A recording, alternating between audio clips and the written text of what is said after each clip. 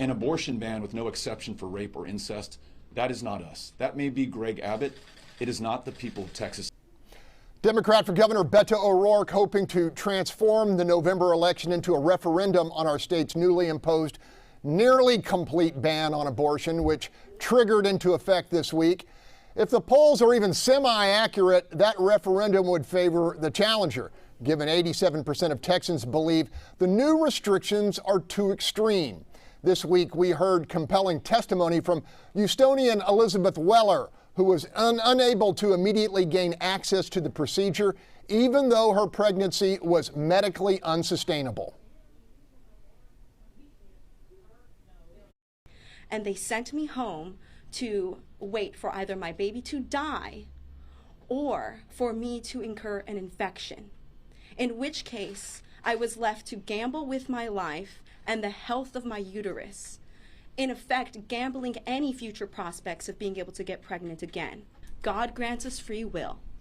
If you accept that premise, then you accept that this is between a woman and her God.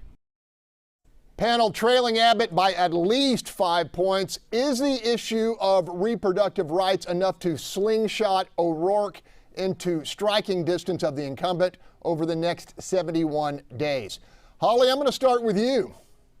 Well, I think the most recent poll shows there's a 7-point spread there.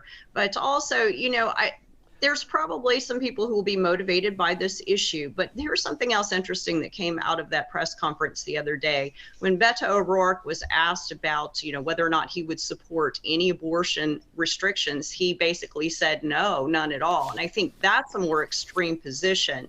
Some people would like to see a looser Texas law in place, but most people would favor European-style laws that at least restrict abortion after 12 weeks.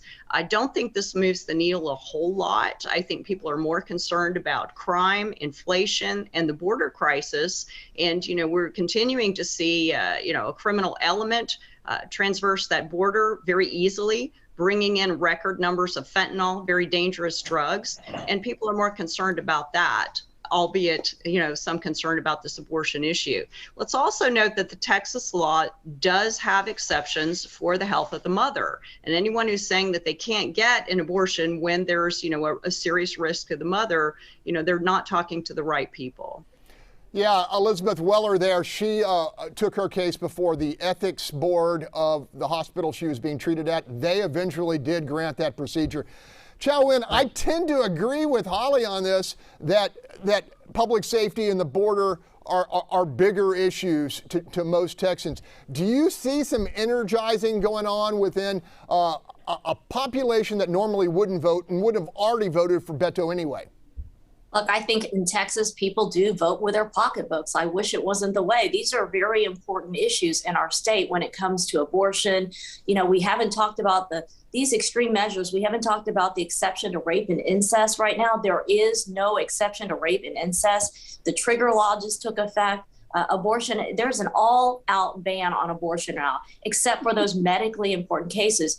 And we've been to the doctors. Sometimes doctors are wrong. And in the case of Elizabeth, she had to come back and get another opinion. What if she went home and something really terrible happened? We've got to, and if the majority of Texans say yes, we've got to loosen some abortion restrictions to make considerations for the mother. It should include rape and incest. I've been a women's advocate for that issue for many, many years. And those are very, very difficult cases. But I think Hallie's right. I don't think it's going to move the needle, whether it be 5 or 7 points for Texans. We are worried about our pocketbooks, and we're worried about public health and safety. Tomorrow, Bell, I know you are torn on this issue, but you've been talking to a lot of young people, and your thoughts have evolved. Give me what your latest read is. Okay, because this is not people who would have voted for Beto O'Rourke anyway. It's moving people who wasn't going to vote anyway. They were not going to vote. They just weren't going to go vote. And they get registered to vote because they are deeply concerned. Now, most of us on this panel, female, while we done with the having baby part, we out of that. But if you are not out of it, this is critically important to you. that somebody can rape you and the state of Texas can force you to have this baby.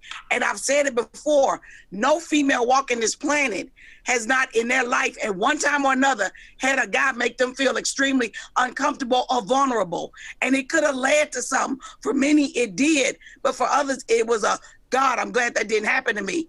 So, yes, this is going to bring people to the polls who were not going to vote at all. They were going to vote for Beto. They weren't going to vote. Now they're going to vote because they scared as hell. Because they're like, if you can do this and say that that doesn't count, and the doctors now with the fines and stuff, they scared to make a decision because they don't want to go to jail. They don't want a $100,000 fine. So you putting people's lives in jeopardy.